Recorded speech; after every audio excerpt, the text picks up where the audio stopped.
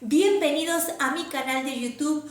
Hoy les traigo un tutorial para mejorar los posts. Así que aprovechemos esta nueva herramienta de Canva y sin más, vamos a la presentación y luego al tutorial.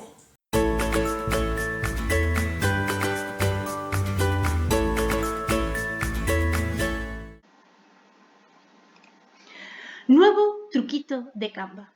Hoy les traigo una novedad con las actualizaciones de Canva.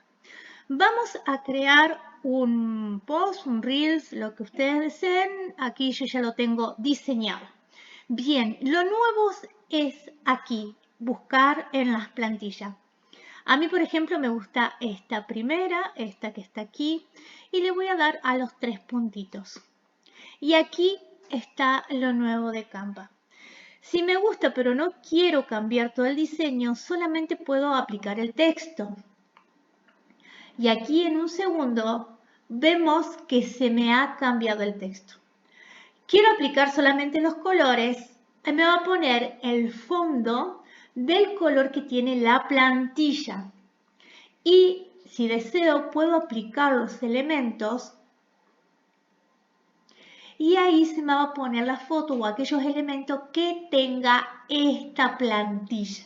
Así que me parece toda una novedad para crear nuestros diseños más fácilmente y esta ayuda nos la da Canva. Así que buenísimo, espero que les ayude y no se olviden de seguirme y darle like. Así que nos vemos, bye.